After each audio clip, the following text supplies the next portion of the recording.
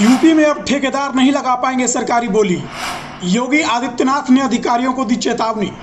CM योगी के फैसले से टेंशन में है यूपी के दबंग ठेकेदार। अधिकारियों की एक गड़बड़ी उन पर भारी पड़ने वाली है। नमस्कार, मैं अनुष्का सिंह। योगी के एक फैसले से यूपी में सरकारी ठेका लेकर अपनी दबंगई दिखाने वाले ठेकेदार सदमे में हैं। सालों से अपने दबंगई के बल पर सरकारी ठेका प्राप्त करने वाले इन ठेकेदारों के होश उड़ गए हैं।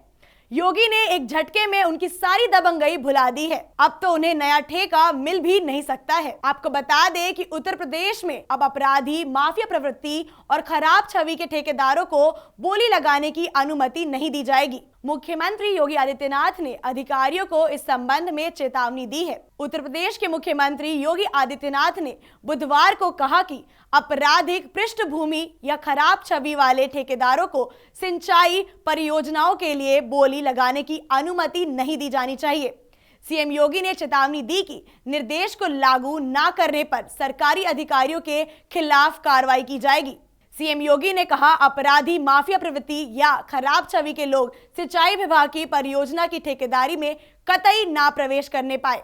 ठेकेदार चुनते वक्त बारीकी से इसकी पड़ताल करनी चाहिए। यदि ऐसा होता हुआ पाया गया और उसमें किसी शासकीय अधिकारी या कर्मचारी की संलिप्तता मिली तो उसके खिलाफ भी मिली भगत का दोषी मानकर कार्रवाई की जाएगी। योगी आदित्यनाथ ने बुधवार को शासन स्तर के वरिष्ठ अधिकारियों के साथ बाढ़ प्रबंधन और जनजीवन की सुरक्षा के लिए की जा रही तैयारियों की समीक्षा की और व्यापक जनहित में आवश्यक दिशा निर्देश दिए। वीडियो कॉन्फ्रेंस के जरिए हुई इस विशेष बैठक में बाढ़ की दृष्टि से अति संवेदनशील और संवेदनशील जिलों के जिला अधिकारियों ने भी हिस्सा लिया और अपनी तैयारियों से मुख्यमंत्री को अवगत कराया। मुख्यमंत्री ने कहा कि प्रदेश में व्यापक जनधन हानि के लिए दशकों तक कारक रही बाढ़ की समस्या के स्थायी निदान के लिए पिछले 6 वर्षों में किए गए सुनियोजित प्रयासों के अच्छे परिणाम मिले हैं। उन्होंने कहा कि बाढ़ की दृष्टि से अति संवेदनशील जिलों की संख्या में काफी कमी आई है।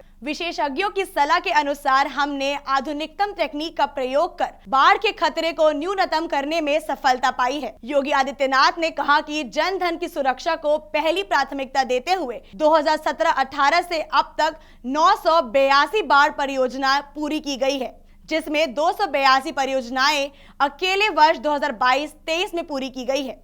उन्होंने कहा कि वर्तमान में 265 नई परियोजनाएं, 7 ड्रेजिंग संबंधी परियोजनाएं और पूर्व से संचालित 140 परियोजनाएं सहित 412 परियोजनाएं पर कार्य किया जा रहा है। मुख्यमंत्री ने कहा कि प्रदेश में बाढ़ की दृष्टि से 24 जनपद अति संवेदनशील श्रेणी में आते हैं, जिसमें महाराजगंज, खुशीनगर, लखीमपुर खीरी, गोरखपुर, बस्ती, बहराइच, बिजनौर, सिद्धार्थनगर, गाजीपुर, गोंडा, बलिया, देवरिया, सीतापुर, बलरामपुर, अयोध्या, मऊ, फरुखाबाद, श्रावस्ती, बदोई, अंबेडकर नगर, आजमगढ़, संत कबीर नगर, पीलीभीत और बाराबंकी शामिल हैं। मुख्यमंत्री ने कहा कि इसके साथ ही सहारनपुर, शामली, अलीगढ़, बरेली, हमीरपुर, गौतम बुद्ध नगर, रामपुर, प्रयागराज, बुलंदशहर, मुरादाबाद, हरदोई, वाराणसी, उन्नाव, लखनऊ,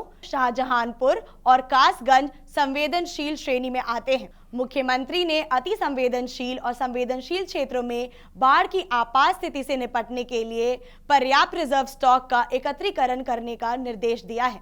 उन्होंने कहा है कि इस स्थलों पर पर्याप्त प्रकाश की व्यवस्था और आवश्यक उपकरणों का भी प्रबंधन होना चाहिए। उन्होंने कहा है कि इन स्थलों पर पर्याप्त प्रकाश की व्यवस्था और आवश्यक उपकरणों का भी प्रबंध होना चाहिए। सभी 780 बाढ़ सुरक्षा समितियां सक्रिय रहे। मुख्यमंत्री ने कहा कि अति संवेदनशील तथा संवेदनशील तटबंधों का जिला अधिकारी स्वयं निरीक्षण करें।